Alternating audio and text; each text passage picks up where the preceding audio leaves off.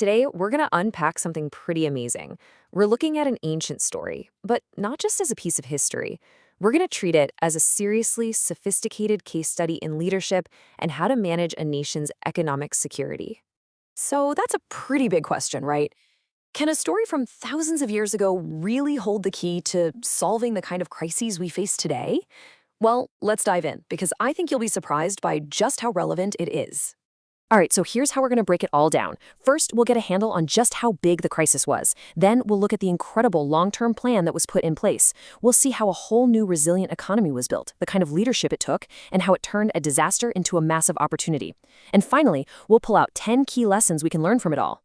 Okay, first things first. We really need to understand the scale of the problem here.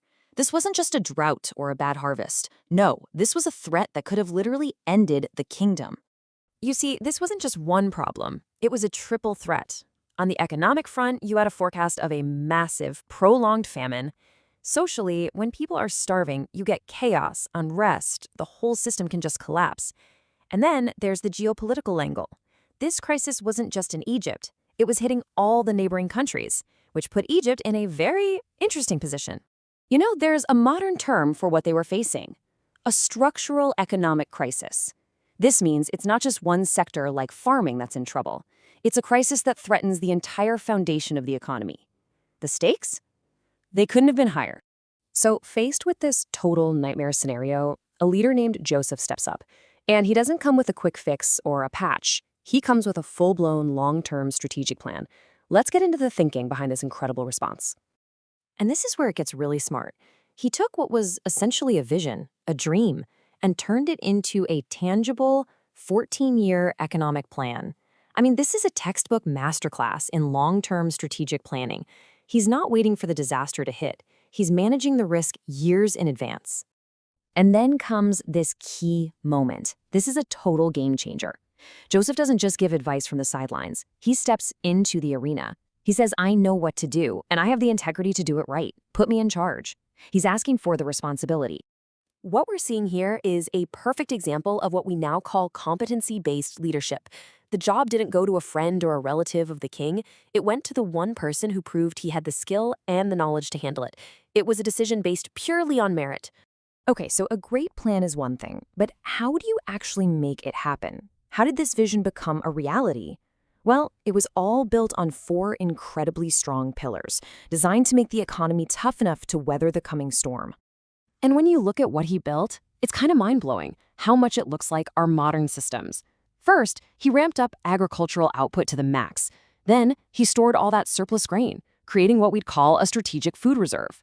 For the famine years, he set up a fair distribution program, basically a rationing system. And the key to it all? He made sure everyone used a single, unified royal measure. That's an early form of international standards. And that last point about the standard measure, that was absolutely crucial. By making sure everyone used the same measurement, he was stamping out corruption before it could even start. It's a core principle of what we now call economic governance. You build trust and fairness right into the system itself. But here's the thing, this story goes way deeper than just economics and logistics. It's also this incredible lesson on the human side of leadership, about what it means to hold that much power with integrity. So Joseph is juggling these 2 massive things, right? On one hand, he has this deeply personal goal of finding his family again. But on the other, he has this huge public responsibility to save the entire nation. And what's so amazing is that he doesn't let one compromise the other. He actually finds a way to align them. That is the mark of a truly great leader. And this is where you really see his character shine. He finally comes face to face with his brothers, the very people who wronged him so badly. And what does he do? He forgives them.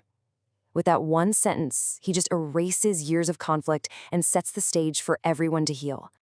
And you've got to understand, this wasn't just a nice family moment. It was an incredibly smart move. We call this reconciliation leadership. Instead of taking revenge, which would have probably caused even more chaos, he chose forgiveness. Why? Because it was the fastest way to create social stability and bring everyone together. It was politically brilliant. So, okay, disaster averted. The kingdom is saved. The plan worked perfectly. But wait, the story doesn't stop there.